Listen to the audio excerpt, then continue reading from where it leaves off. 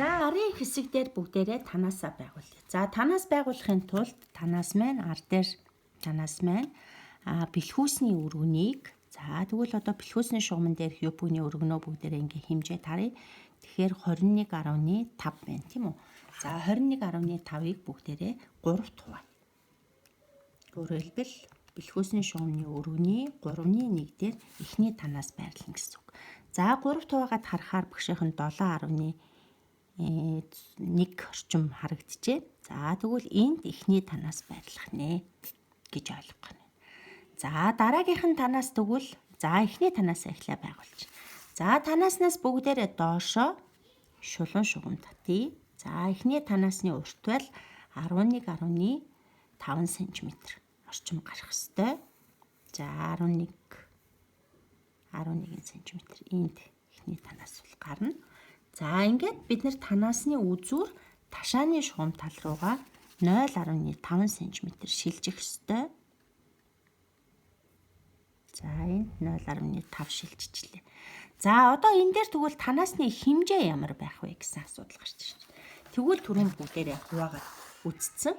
Нөгөө энд үлдсэн зайг 2 тэнцүү хэсэгт хуваагаад 2/1-ийг арай юм тод бүрэнхийгээр тэмдэглэсэн тийм үү бүгдээрээ. Тэгвэл энэ хэмжээгээ хэмжээд авчи. За энэ маань түрүүн бидний бодсон ёсоор 225 гэж гарч ирсэн тийм үү. За энэ хэмжилтийг бүгдээрээ энд авах ёстой байна. Авахдаа яах вэ? Зөвхөн саяныхаас нэг тийшээ авчих уу гэвэл үгүй. Саяны тэр авсан 225 гэсэн хэмжээ маань танаасныхаа хоёр талд хуваагдаж гарах ёстой байна.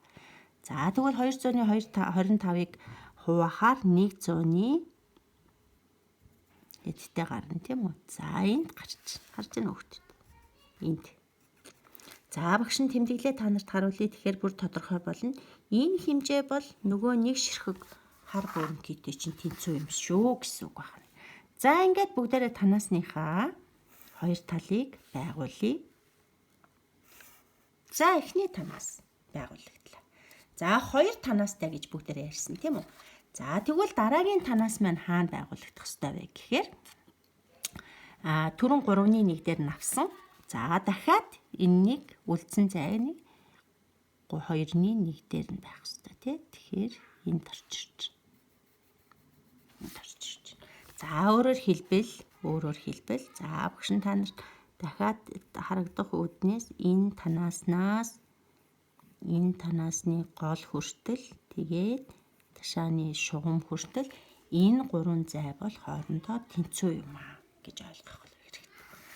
За мөн ялгаагүй доош нь шулуун шугам татаад за энэ дээрээ танаасныхаа уртыг авна. За арын танаасны нэг урт нь бол арай жоохон богино гардаг. За түрүүн 11-ээр авсан бол одоо энд 10.5 бахаар танаасаа авчи. За мөн ялгаагүй танаасныхаа үзүүрийг бүгдээрээ 0.5-аар ташаа тал руу шилжүүлээд өгье. За энэ дээрээ энэ танаас нь одоо нөгөө сая нэгийг авцсан шүү дээ. Нөгөө туслах орчин дээр байсан сая нэгийг авцсан. Одоо тэгвэл үлдсэн нэгийг авах гэсэн үг байна тийм үү? За тэгвэл үлдсэн нэгээ бас хоёр талд нь тэнцүү хэмжээгээр хуваарлаад өгөх ёстой. За одоо багш энийг та нарт тэмдэглээ харуулъя. Энэ бол нөгөө үлдсэн нэг харна байгаа тийм. За ингээд танаасны хоёр талыг холбоод өгье. За бидний юпгний маань арын танаасны хэсэг бол бэлэн боллоо. За одоо энд ар дээр бид нар оноо хийж өгч болно. За оноо маань загвараасаа хамаарна. За ерөнхийдөө бидний юпг бол нэлээд урт 64 см-аар авсан учраас оноогоо бүгдээрээ 20 см байхаар авчи. За мөн ялгаагүй бүгдээрээ одоо онооныхоо өргөнийг болохоор 4 см байхаар онооны өргөнөө ингээд тооцоолоод байгуулчих. За бидний юпгний арын үлгэр бол бэлэн боллоо. За ерөнхийдөө юпг зөвөр жоохон тушаа тал руугаа хормой тал руугаа жоохон нарийсж өгвөл арай илүү нөгөө хүний биеийн хэлбэрийг дагсан цэвэрхэн харагддаг. Тийм учраас хэдүүлээ ташааны шугамаа хормой хэсэгт нь жоохон 1.5 см-ээр дотогшин оруулж өгье. За гэхдээ дээрээс авахгүй энэ цэг бол яг 5 цэгээс эхэлж холбогдох ёстой байгаа. За ингэснээр юпг маань арай жоохон юм цэвэрхэн хэлбэртэй харагдах болно тий. За ингээ арын байгуулт маань бэлэн боллоо. За одоо бүгдээрээ уртлынхаа байгуултыг харъя.